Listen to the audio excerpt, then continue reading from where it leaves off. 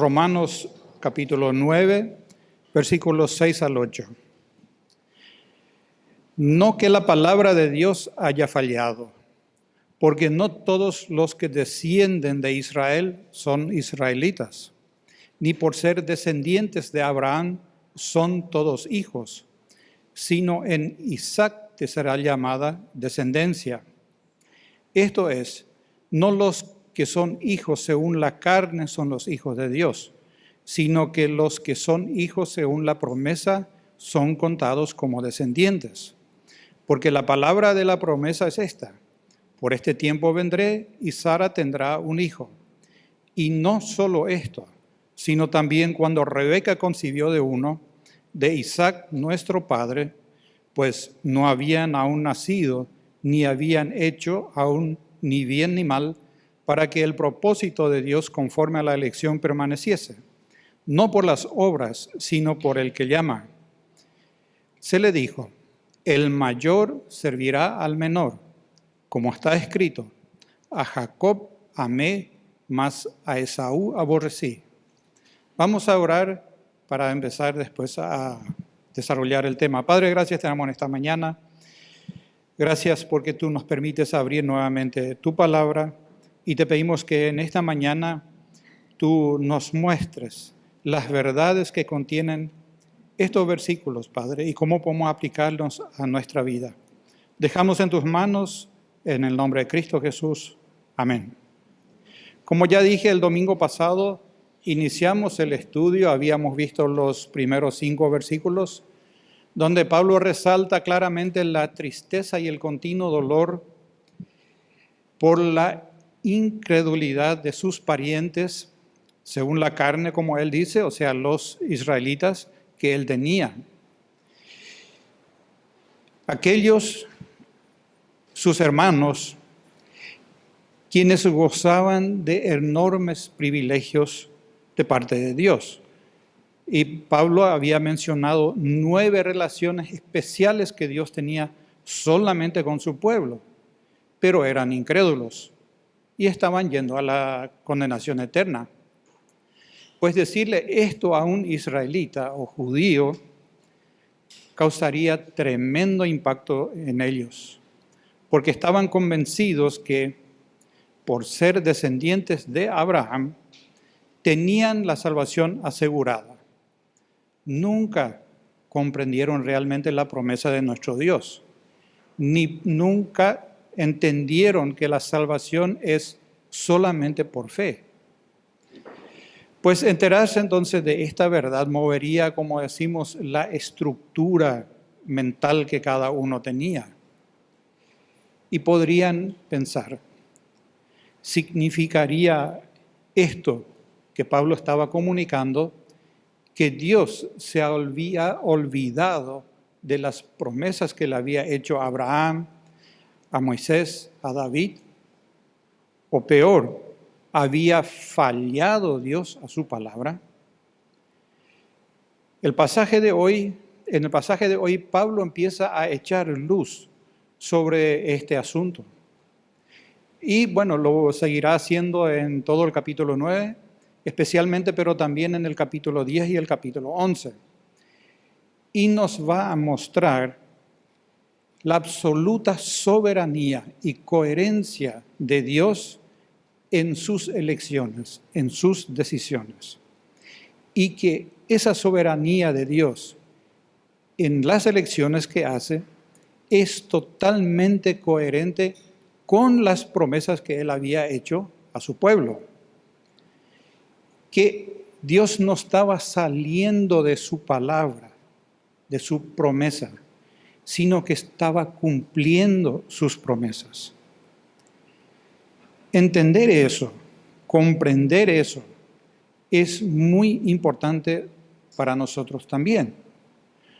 Porque fíjense, si llega a ser cierto de que Dios falló con las promesas que le hizo a los judíos, ¿quién nos puede asegurar a nosotros que va a cumplir las promesas de redención que nos hizo en el momento en que fuimos salvos? Es completamente importante que sepamos. Bueno, en estos 8 versículos ya se nos va a correr un poquitito la cortina para empezar a ver y a entender, como ya dije, el poder soberano de Dios en cuanto a la elección que Él hace. Y cómo Dios es capaz de hacer promesas infalibles en base a su elección. Pronuncié la palabra elección.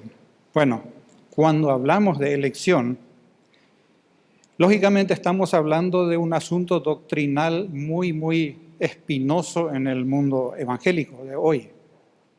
Porque este asunto de la elección es uno de los misterios más profundos para cualquier creyente. Cuando digo misterio, es algo desconocido, algo que no podemos comprender acabadamente.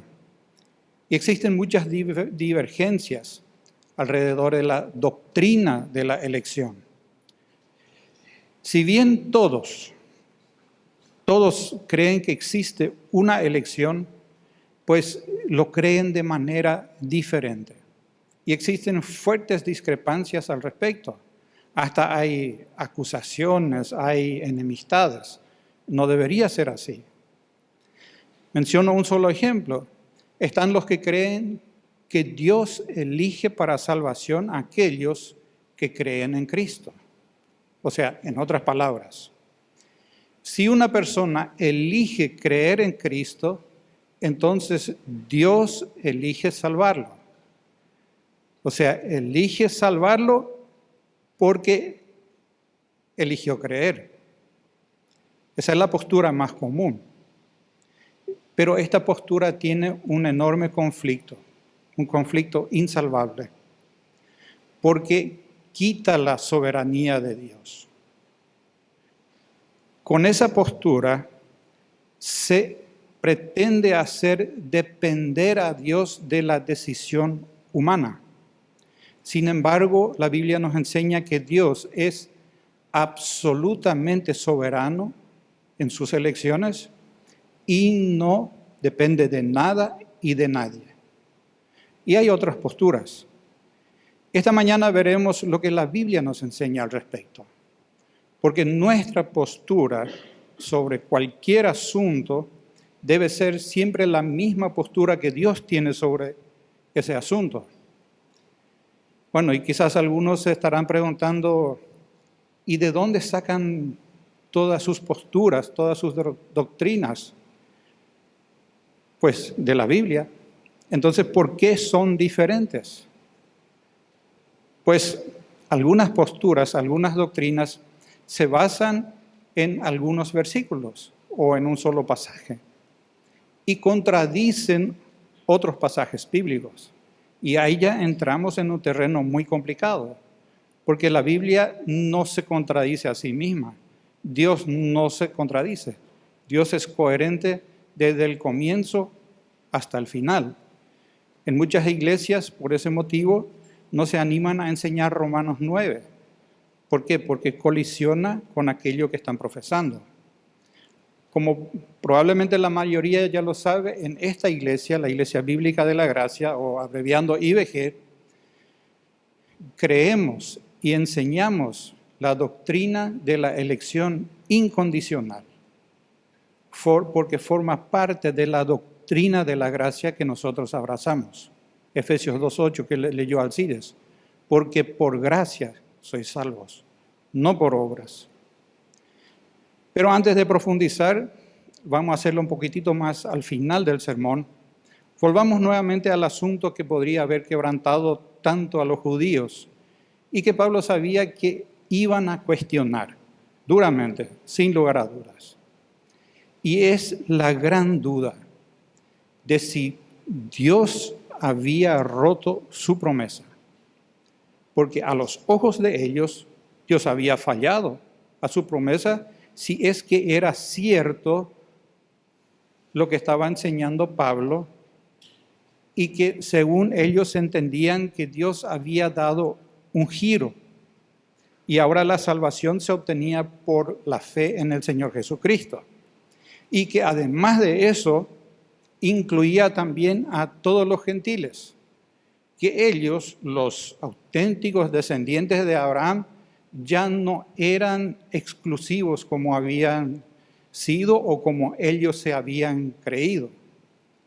Pues esto colisionaba frontalmente con sus creencias, tradiciones, con sus ritos, con todo. Era algo inconcebible para ellos. Pero Pablo, conociendo la verdad, no tenía la más mínima duda y afirmaba sin temor de equivocarse que no. Dios no había fallado. No había fallado. Y vimos en los versículos anteriores que venían a su mente los privilegios y todo las promesas que Dios les había hecho, y se entristecía y se dolía por la incredulidad de los judíos. Miren, si Pablo, con la información de las Escrituras, o sea, del Antiguo Testamento, podía ver con toda claridad todo lo que Dios había hecho, que Dios no había fallado, nosotros hoy podemos verlo aún más claro que Pablo. Sigue honrando las promesas, porque resulta totalmente abrumador cuando a esas promesas que vimos el domingo pasado, esas relaciones especiales que Dios tenía con su pueblo, agregamos el hecho de que después de haber sido totalmente dispersados los israelitas, los judíos, en el año 1935 después de Cristo, Israel vuelva a ser nación en 1948 años. Esos son casi 2000 años después. Es algo único en la historia de la humanidad. Nunca ningún pueblo estuvo tanto tiempo dispersado entre otras naciones sin ser absorbido por su cultura. Es único. Pensemos solamente en los españoles o en los europeos que vinieron a América. Nadie de sus descendientes hoy en día tiene el deseo de volver a su tierra, o vamos a decir, a la tierra de sus antepasados y volver a ocupar la casa que habitaban los bisabuelos. No, nadie. Cada uno se siente o argentino, o brasilero, o paraguayo, o boliviano, y etc. Sin embargo, los israelitas se reunieron nuevamente como nación en las mismas tierras de las cuales fueron dispersados. Hoy Israel existe nuevamente como nación. Bueno, no es una teocracia, o sea, no es una nación donde Dios gobierna, sino es una nación secular como cualquier otra nación. Algunos judíos hoy son abiertamente ateos, no creen en Dios. Otros son tradicionalistas, y etcétera, etcétera. Pero son reconocidos mundialmente como nación, como país, aunque eso no signifique de que sean un pueblo agradable a los ojos de Dios. Pero sin duda alguna, fue Dios el que los juntó nuevamente como nación, y su salvación vendrá igual que el reino que había prometido. El versículo 6 empieza con las palabras: no que la palabra de Dios haya fallado. Podríamos decir de una manera más literal, no que la palabra de Dios haya caído. Es una expresión como que cuando alguien promete algo y no cumple lo que había prometido, falló al compromiso que había hecho. Pablo con esto se refiere aquí a la relación tan especial que él tenía, que Dios tenía con los israelitas. Esos privilegios que mencionó en el versículo 4, la adopción, la gloria, el pacto, la promulgación de la ley, el culto, las promesas. Pablo afirma que Dios no había hecho caer su promesa. Dios no había invalidado sus promesas. Sus promesas fueron incondicionales. lo que Pablo estaba comunicando no implicaba que Dios estaba fallando a sus promesas. El problema de los judíos era que nunca comprendieron que la salvación siempre había sido por fe. Y que justamente por su incredulidad Dios los había disciplinado como nación ya en 2 ocasiones. Primero en el 722 a.C., cuando fueron llevados cautivos a Siria. Después en el año 586 a.C., cuando fueron llevados cautivos a Babilonia. Y como mencioné, bueno, ya después de que Pablo haya escrito esta carta, en el 1932 en realidad empezó, pero 1935 de nuestra era ya fueron dispersados totalmente por Roma. Inclusive el país dejó de llamarse Israel. Roma implantó otro nombre y cambió el nombre de Jerusalén. Y hasta le prohibió a los judíos vivir en esas tierras. Por ley tenían prohibido vivir en esas tierras. Se dispersaron totalmente. Pero Dios los trajo de vuelta. Hoy nuevamente están en sus tierras. Dios les dio nuevamente el nombre de Israel y Jerusalén nuevamente se llama Jerusalén. Jeremías 32:42 dice: como traje sobre este pueblo todo este gran mal, así traeré sobre ellos todo el bien que acerca de ellos he hablado. Y es exactamente lo que Dios cumplió siempre con ellos, siempre. Y hoy lo ha hecho nuevamente. Entonces estos 8 versículos que vamos a analizar hoy nos enseñan una gloriosa verdad. Dios es fiel a su promesa. Dios es fiel a su promesa. Quiero leer otra vez los primeros versículos hasta del 6 al 9. Dice: no que la palabra de Dios haya fallado, porque no todos los que descienden de Israel son israelitas, ni por ser descendientes de Abraham son todos hijos, sino en Isaac te será llamada descendencia. Esto es, no los que son hijos según la carne son los hijos de Dios, sino que los que son hijos según la promesa son contados como descendientes. Porque la palabra de la promesa es esta: por este tiempo vendré y Sara tendrá un hijo. Para demostrar su punto, Pablo necesitaba explicarles la promesa que Dios les había hecho. Y toma Génesis capítulo 17 y 18. Es un pasaje de las Escrituras del Antiguo Testamento que los israelitas conocían perfectamente. Cada israelita conocía al dedillo este pasaje, pero nunca lo habían entendido ni interpretado correctamente. Entonces Pablo se basa en hechos históricos que ellos conocían para demostrar adecuadamente que Dios no había fallado a sus promesas y que tampoco Dios había prometido que todos los judíos serían salvos. Para entender un poquitito, remontémonos para ver qué pasó en aquel entonces. Tengo entendido que la mayoría de los que estamos presentes aquí estamos familiarizados con ese pasaje, con ese texto. Entonces no hace falta mucha introducción. Pero la cuestión ahí es que Dios había hecho una promesa a Abraham, de que de su descendencia haría una nación grande.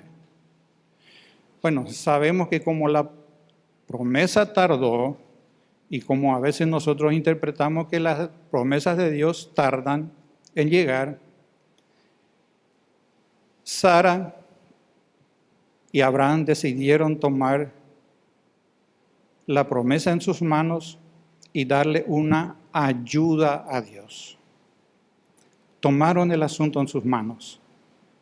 Y Sara, que era estéril, le pide a Abraham que tenga un hijo con su sierva egipcia Agar. Era algo común, corriente para una mujer que no podía tener hijo en aquel entonces. Pues fue así que nace Ismael. Sin embargo, no fue el hijo de la promesa. No fue lo que Dios había prometido a Abraham. Porque Ismael fue concebido de manera natural. No había nada especial ni milagroso en su concepción. Abraham embarazó a Agar de la misma manera como cualquier hombre embaraza a cualquier mujer en este mundo. Fue en este sentido que Ismael nace según la carne, lo que dice Pablo, porque el embarazo de Agar corresponde a lo que Abraham hizo en su esfuerzo como hombre. Fue producto del esfuerzo humano de Abraham. Sin embargo, cuando después llega el cumplimiento de la promesa de Dios, cuando Sara se embarazó de Isaac, fue totalmente diferente. Abraham tenía 100 años. Sara tenía 90 años cuando se embarazó de Isaac. Estaban pasados de edad, estaban fuera de la edad en donde podían tener hijos. Ya no podía tener hijos por su edad. Y si todo eso les parece poco, tenemos que agregar que Sara fue estéril. Sara fue estéril y ya estaba fuera de la edad de tener hijos. Humanamente pensando, imposible un embarazo en estas condiciones. Por eso el embarazo de Sara no fue natural, fue sobrenatural. Fue producto de lo que Dios hizo y no producto de lo que Abraham hizo. Si bien Sara concibió de Abraham, pero el que había abierto el vientre de Sara fue Dios, no fue producto de Abraham. Fue obra de Dios el embarazo, no obra de la carne. Fue producto de la promesa que menciona en el versículo 9, donde dice, por este tiempo vendré y Sara tendrá un hijo. Esa fue la promesa. A pesar de ser estéril Sara y tener edad avanzada, Dios le prometió que el verdadero hijo de la promesa nacería de ella. Miren, incluso un año antes de nacer Isaac, o sea, 3 meses antes de embarazarse Sara, Dios ya le dijo que iba a ser un varón y ya le puso por nombre Isaac. Esto nos enseña principios de muchísima importancia. Miren, mientras el nacimiento de Ismael fue producto de la voluntad de Abraham, el nacimiento de Isaac fue producto de la voluntad de Dios. Fue lo que Dios eligió, de acuerdo a su promesa. Ese mismo concepto podemos aplicar a los creyentes. Nuestro nacimiento físico como personas aquí en este mundo corresponde a la voluntad humana. Pero el nacimiento espiritual de cada creyente es producto de la voluntad de Dios.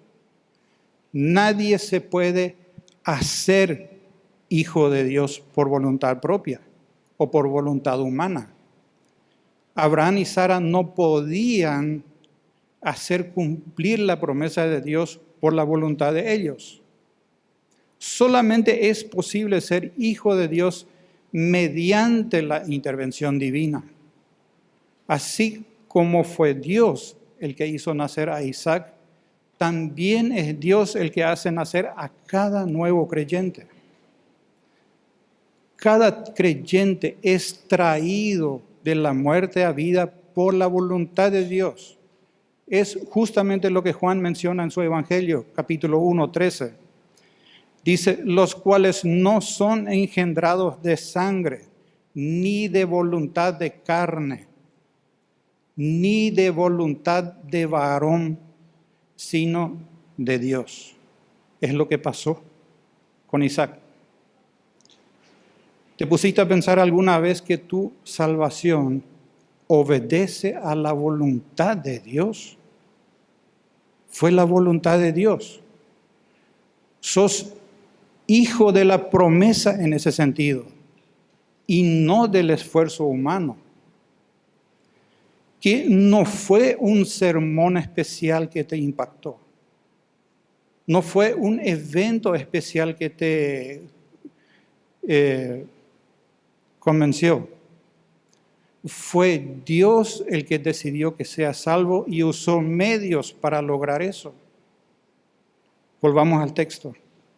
Sabemos que Sara después se puso celosa porque Ismael se burlaba de Isaac y pidió que Abraham le eche a Agar con Ismael para evitar que forme parte del linaje de Abraham. Pero permítanme destacar algunas pocas aplicaciones más, es tan rico este texto. En primer lugar, repito que el nacimiento de Ismael no fue conforme a la promesa que Dios le había dado a Abraham. Fue el deseo de la carne de Abraham y de Sara. Fue por esfuerzo humano y no conforme a lo que Dios había mandado. Hermanos, cuando nosotros decidimos darle una mano a Dios en cualquier asunto, puede ser en nuestra vida, puede ser aquí en la iglesia mismo, es siempre conforme a la carne. Y el resultado no va a ser el deseado, no va a ser aquel que nosotros nos imaginamos. Lastimosamente tenemos la tendencia de hacer un montón de cosas según nuestro parecer, porque yo quiero hacer, porque yo decidí de esta manera. Y después esperamos que Dios bendiga. Y no va a ocurrir, no va a ocurrir. Así como Sara inmediatamente tuvo celos y fue afligida, también nosotros sufriremos las consecuencias. El otro hecho que quiero destacar es el nacimiento de Isaac. Consideremos que Sara era estéril y para más tenía ya una edad avanzada. Humanamente era imposible que ella conciba y que tenga hijos en esta condición. Pero Dios abrió su vientre y concibió, tal como había prometido. Génesis 17, 19. Ciertamente Sara, tu mujer, te dará a luz un hijo, y llamarás su nombre Isaac, y confirmaré mi pacto con él como pacto perpetuo para sus descendientes después de él. Miren, a primera vista nos puede impresionar mucho que Dios haga que una mujer estéril y pasada de edad tenga un hijo. Realmente es impresionante. Pero sepamos que para Dios nada es imposible. Él puede hacer lo que Él esté de acuerdo a sus propósitos y va a cumplir aquello que Él promete. Pero para mí, si analizamos bien, lo más sorprendente es la promesa de una nación escogida. Una nación escogida para que a través de esa nación venga el Mesías y tú y yo podamos tener salvación eterna. Es impresionante. Isaac nació con el propósito de cumplir aquello que Dios había prometido y lo iba a cumplir inexorablemente. Por eso Isaac nació. Por eso Dios cumplió la promesa. Y Dios siempre va a hacer aquello lo que se propuso hacer. Cuando nosotros esperamos en Él, en obediencia y en humildad, pues recibiremos su promesa. Y la principal promesa es: venid a mí todos los que estéis trabajados y cansados. Yo os haré descansar. tus decisiones particulares te dan descanso. Confía en Dios, obedece su palabra, vas a tener descanso. Por otro lado, nuestras desobediencias, nuestros planes personales, nunca podrán atajar o interferir aquello que Dios ha establecido. Así como el plan carnal de Abraham y Sara no lo hicieron. Veamos nuevamente la promesa que Dios le dio a Abraham. Dice en Génesis 17, 21, mas yo estableceré mi pacto con Isaac, el que Sara te dará a luz por este tiempo, el año que viene. Aquí hay una elección, hermanos, una elección bien clara. Dios eligió hacer el pacto, hacer la promesa en Isaac. Él eligió Isaac. En el versículo 7, Pablo se refiere a este versículo y a Génesis 21, 12, donde expresamente dice, en Isaac te será llamada descendencia. No en Ismael, en Isaac. Dios había elegido a Isaac. Pablo hace ver aquí otro asunto muy importante. Dios no prometió que todos los descendientes de Abraham iban a formar parte de la promesa. Dios le había dado la promesa a Abraham, pero nunca prometió que todos sus hijos iban a formar parte de la promesa, sino solamente Isaac. Los demás no, porque aparte de Ismael, sabemos que después de la muerte de Sara, Abraham tomó Cetura como esposa y tuvo más 6 hijos con ella. O sea, de los 8 hijos de Abraham, Isaac era el hijo de la promesa. Los demás no gozan de los privilegios especiales de los israelitas. No tienen la relación especial con Dios como Israel lo tiene, como habíamos visto en los versículos 4 y 5, sino solamente los descendientes de Isaac fueron los privilegiados. Y así como Dios decidió que no todos los descendientes de Abraham formasen parte de la promesa, tampoco se van a salvar todos los que forman parte de la promesa. Lo dice Pablo en el versículo 6. Porque no todos los que descienden de Israel son israelitas. Con esto Pablo les estaba enseñando a los judíos cómo funciona la elección soberana de Dios. Porque los judíos sostenían que por el simple hecho de ser descendientes de Abraham, o sea, en términos de ellos, hijos de Abraham, eran hijos de Dios. Bueno, en cierto sentido sí son hijos de Dios, pero solamente en el sentido de ser la nación escogida por Dios para traer el Mesías. Pero no implica que la salvación individual de cada israelita sea cierta. Era eso lo que Pablo estaba tratando de comunicar. Y esto nos lleva a la siguiente verdad. Significa que entre los descendientes de Isaac hay 2 tipos de personas. O podemos decirlo de otra manera para entender el pasaje, que dentro de Israel había otro Israel, o sea, el verdadero Israel, compuesto por todos aquellos que depositan su fe en Dios. El primer Israel, vamos a decirlo así, incluye a todos los descendientes de Isaac. Vamos a decir, los que tienen el ADN de Isaac, los que son descendientes de sangre de Isaac. Pero entre ellos se distinguen los que tienen una fe genuina, así como la tuvo Abraham, que es el padre de la fe. Estos son los verdaderos israelitas, los que tienen la fe de Abraham y no solamente el ADN de Isaac.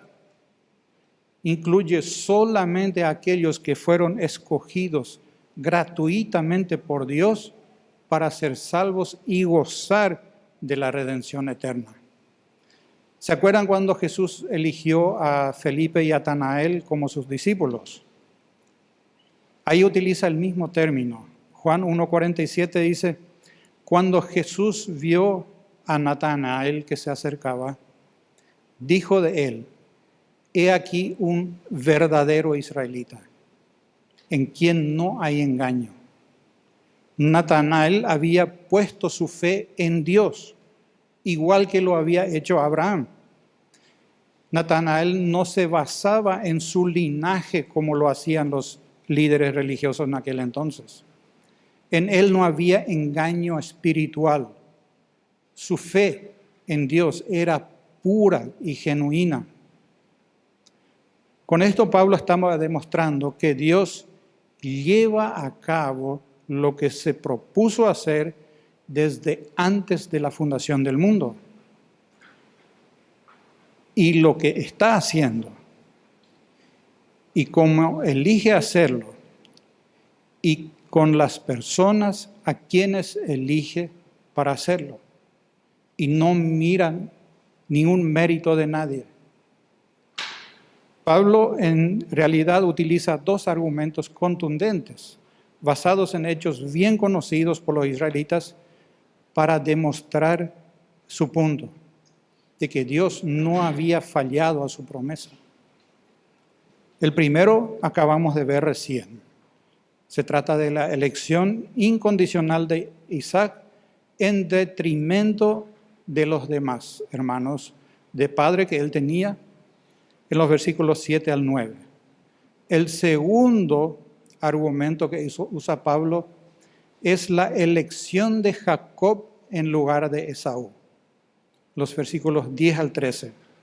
Veamos qué dicen. Romanos 9, 10 al 13.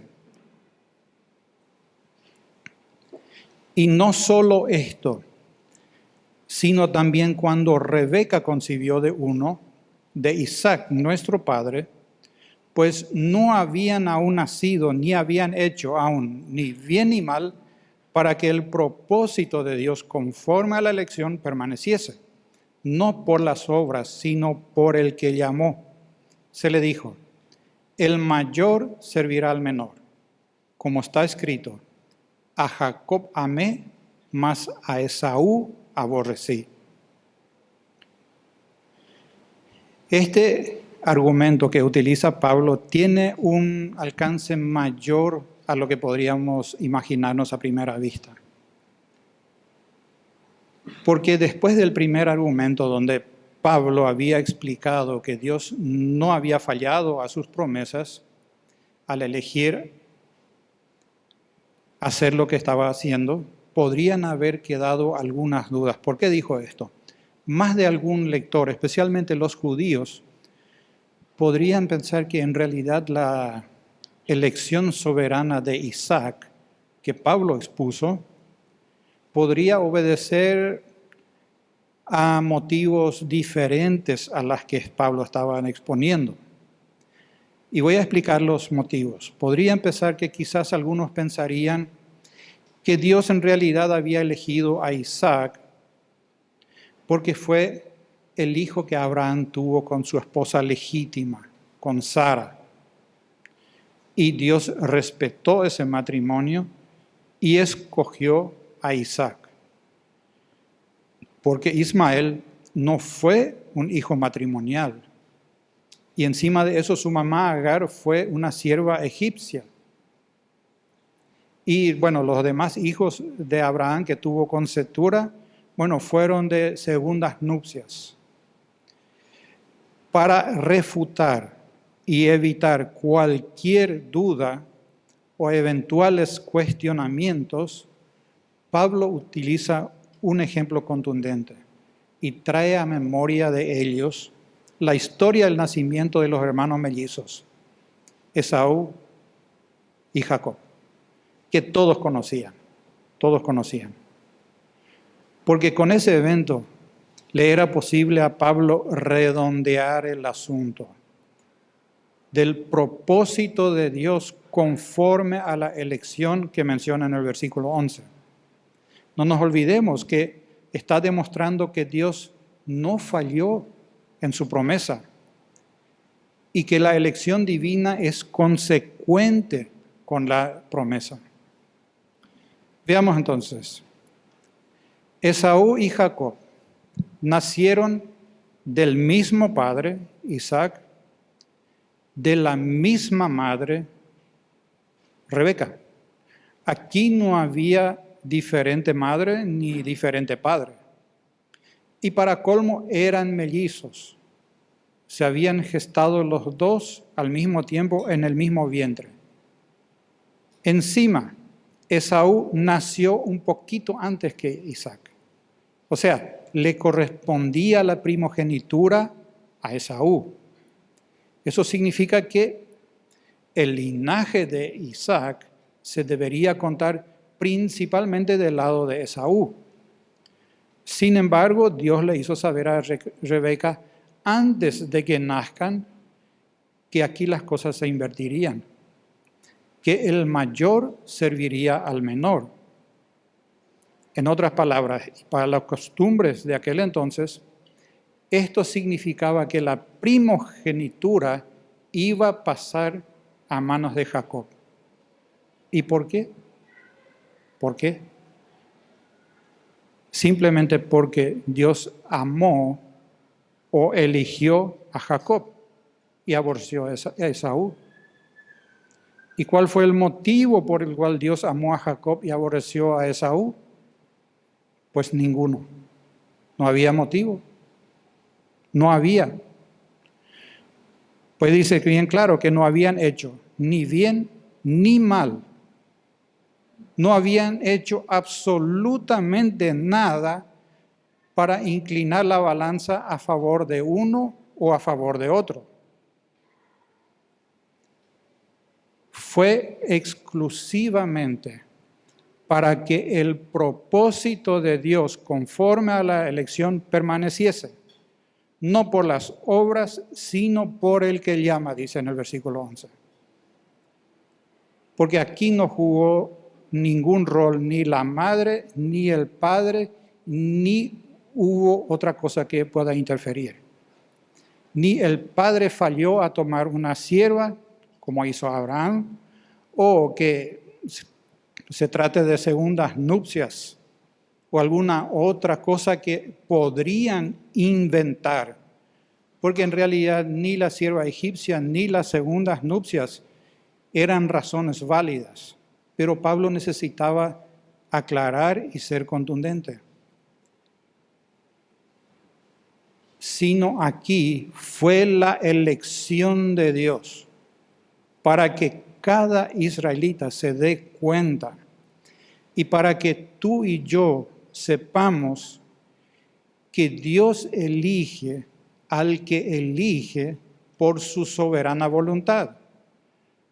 Dios ama a quien ama y aborrece a quien aborrece por motivos que solamente Él sabe. Y Dios no se fija en ninguna raza, en ninguna etnia, no se fija en color de piel, no distingue posición social, no distingue riqueza, pobreza, nada. Ni se basa en ninguna obra que alguien podía haber hecho o que Él de antemano sabe que podría hacer en el futuro, o cosa alguna que para nosotros podría ser algo meritorio. Miren, es imposible aclararlo de manera más precisa que con este ejemplo. Porque ¿qué hubo en Jacob para que Dios lo eligiera? Nada. Fue un pecador igual que Esaú. Fue un engañador, un suplantador. No merecía ser elegido por Dios. Pero Dios lo eligió a él y a Esaú no. Dios escoge a uno y desecha a otro. La razón la sabe Él, no nosotros.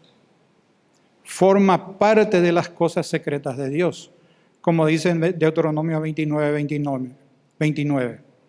Las cosas secretas pertenecen a Jehová nuestro Dios, no a nosotros. No nos incumbe saberlas. Son cosas secretas de Él. Con estos dos argumentos quedó totalmente aclarado lo que Pablo estaba exponiendo. Si Dios elegía salvar a los gentiles, estaba en su pleno derecho de hacerlo. Porque de la misma manera había procedido siempre con los israelitas. Ellos nomás no se estaban acordando de eso. Miren, lo cierto y concreto es que nuestra salvación tampoco depende de nosotros. Es una elección incondicional de Dios y depende únicamente de Él. Porque tú y yo no somos mejores que nadie, de ninguna manera. Merecemos la condenación en el infierno como cualquier otra persona. Y no por haber nacido en una familia cristiana somos salvos. Tampoco por asistir fielmente a una iglesia merecemos la salvación. Y ni siquiera si lo hacemos durante toda nuestra vida. Y ni siquiera si servimos en un ministerio. Nuestra salvación ni siquiera depende, y atiendan lo que voy a decir, puede chocar. Nuestra salvación no depende de nuestra fe ni de nuestro arrepentimiento. ¿Saben por qué? Porque Dios nos eligió y decidió darnos nuestra fe y nuestro arrepentimiento. Si Dios no nos hubiera dado la fe que tenemos, no nos hubiera concedido arrepentimiento, tú y yo no estaríamos hoy aquí. Dice en 2 Timoteo 1:9 que Dios nos salvó y llamó con el llamamiento santo, no conforme a nuestras obras, sino según el propósito suyo y la gracia que nos fue dada en Cristo Jesús antes de los tiempos de los siglos. Nos eligió en la eternidad para amarnos. Decidió abrir nuestros ojos para que podamos ver el pecado que hay en nosotros. Nos empujó para acudir a nuestro Salvador en arrepentimiento. El único responsable de nuestra redención es Dios, nadie más. Algunos consideran que entonces hay injusticia en Dios al no elegir para salvación a todos. Bueno, es un asunto que justamente el próximo domingo el orador va a profundizar, porque es un cuestionamiento muy común. Y Pablo se anticipó y aclaró ese asunto. Pero créanme, si vamos a hablar de injusticia, el único que sufrió injusticias en el mundo fue nuestro Señor Jesucristo. Nadie más. El resto de nosotros merece la condenación. Solamente Él sufrió injustamente. Enviar a los pecadores al infierno es hacer justicia. No deberíamos sorprendernos que Dios decida condenar a personas, porque motivos tienen más que suficiente para no salvar a nadie y enviarnos a todos a la condenación. Lo que debe sorprender es que Él, en su misericordia, decida salvar a algunos. Eso es lo sorprendente. Miren, quizás algunos no estén muy de acuerdo con la doctrina de la elección o no estén totalmente convencidos. Pero a ellos les aclaro que no pretendo ser ofensivos, no crean eso con lo que estoy exponiendo, sino que es la doctrina que encontramos en la Biblia, es lo que la Biblia dice. Y miren, el que fue más contundente y claro en cuanto a la elección, ni siquiera fue Pablo en este pasaje, sino que lo fue nuestro Señor Jesucristo mismo. Abran sus Biblias en Mateo 11:27, donde nuestro Señor Jesucristo dice personalmente, Mateo 11:27. Vamos a ver unos cuantos pasajes y me gustaría que me sigan en sus Biblias.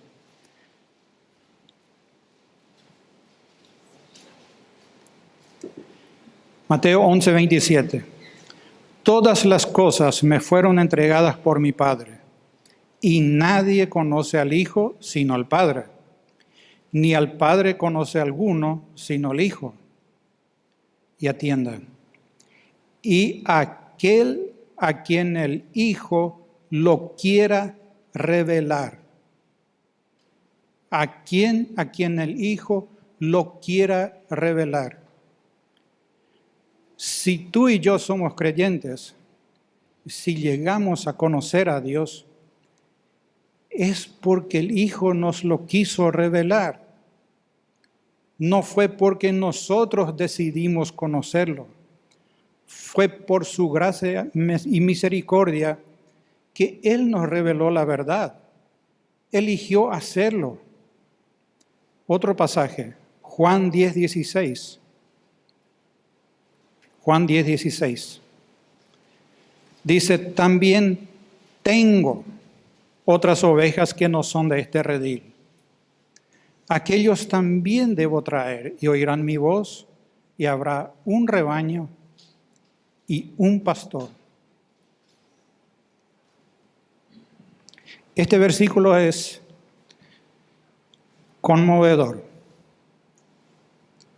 Aquí estamos incluidos tú y yo, porque con las ovejas de otro redil se refiere a los gentiles.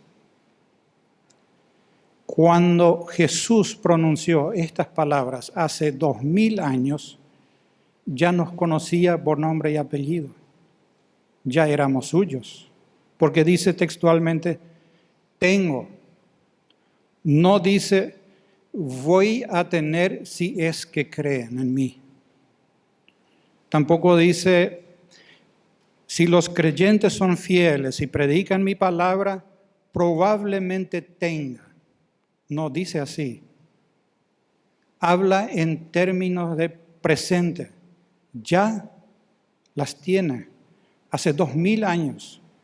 Y desde antes de la fundación del mundo ya los tenía. Siempre los tuvo. Porque en Juan 17:24, que es el siguiente pasaje, habla en pasado. Y miren, cuando en la Biblia se habla en términos de pasado sobre eventos futuros, es porque 100% tenemos certeza de que van a ocurrir. Es como si fuera que ya pasaron. Juan 17:24 dice, Padre, aquellos que me has dado, quiero que donde yo estoy, también ellos estén conmigo, para que vean mi gloria que me has dado, porque me has amado desde antes de la fundación del mundo. ¿Atendieron bien las palabras? Dice, aquellos que me has dado. Dios nos escogió a nosotros para entregarnos a su Hijo. Y ese evento ya ocurrió. Aquellos que se van a salvar mañana y el año que viene, pues eso ya estaba decidido antes de la fundación del mundo.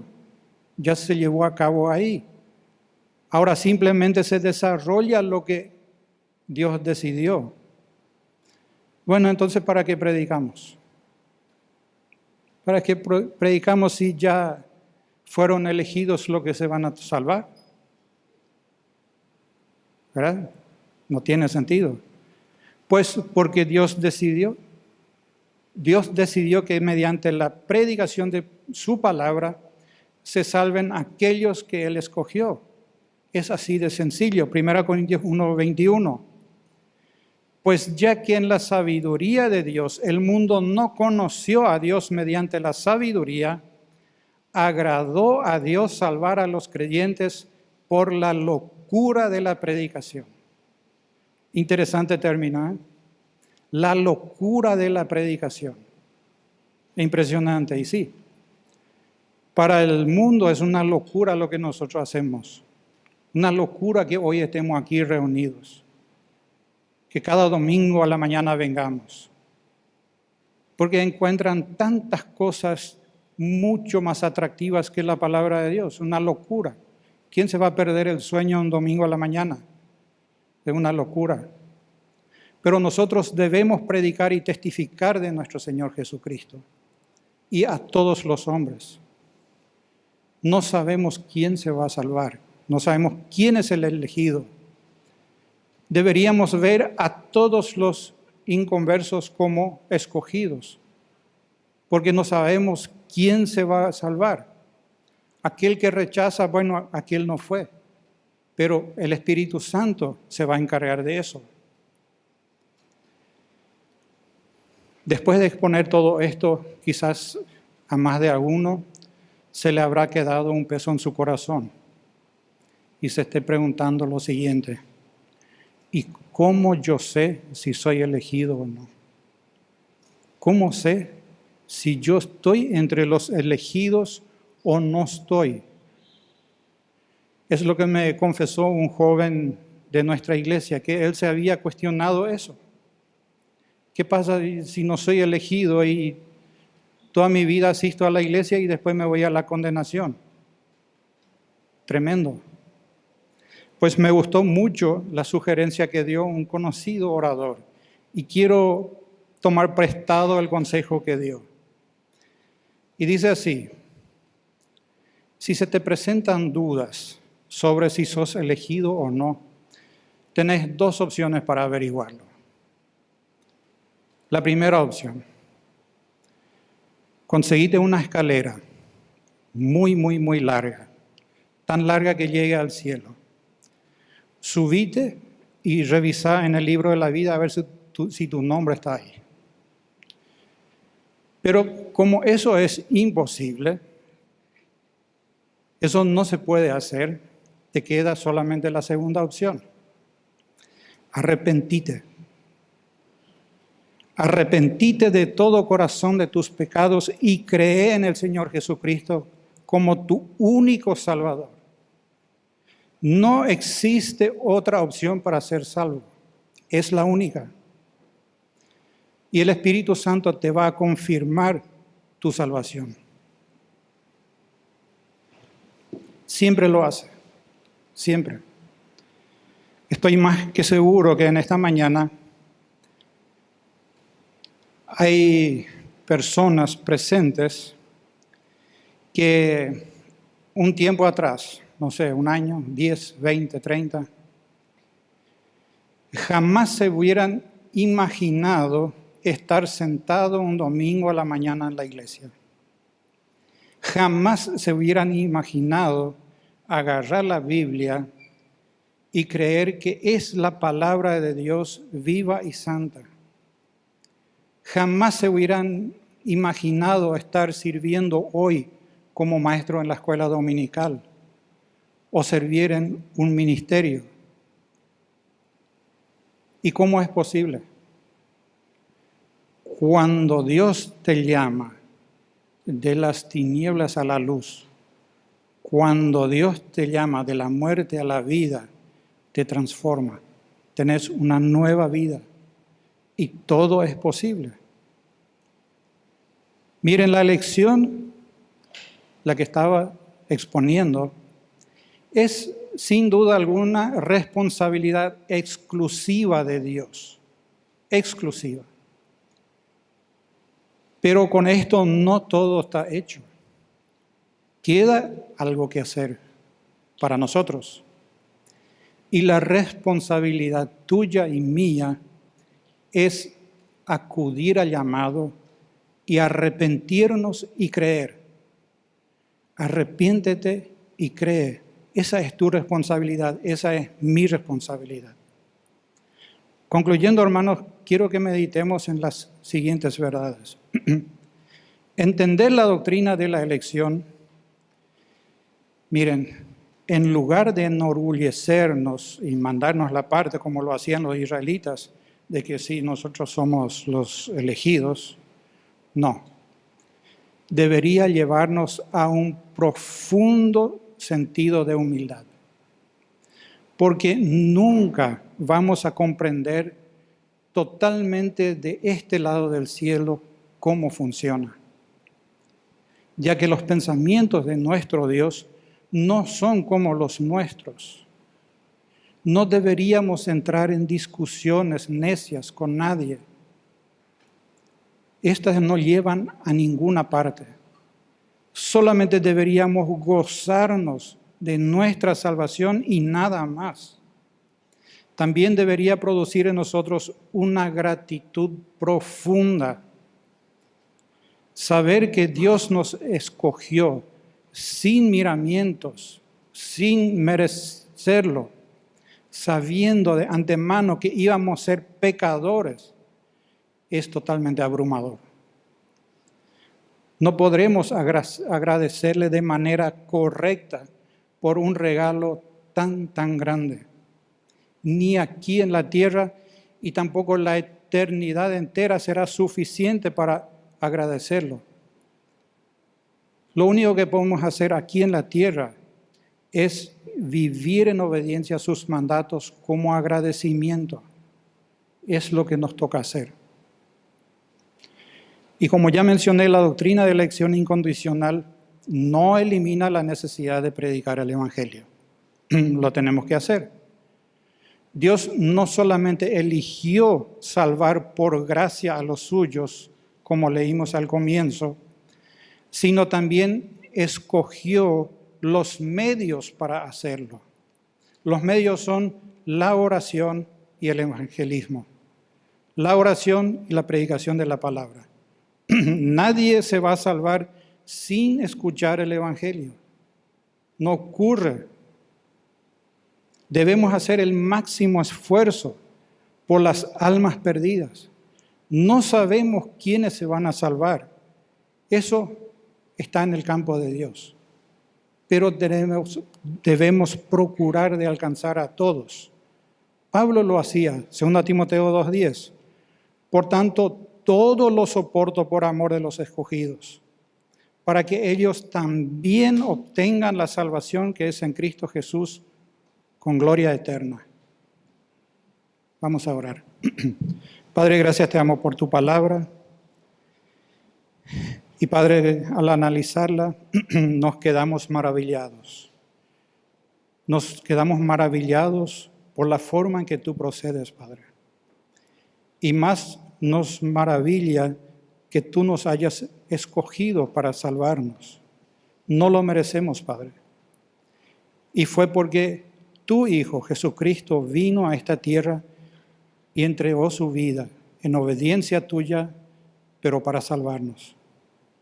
Padre, te agradecemos y te pedimos que este hermoso mensaje podamos llevar a cada persona que sabemos que aún no ha puesto su confianza en el Señor Jesucristo. Ayúdanos en eso. En nombre de Cristo Jesús. Amén.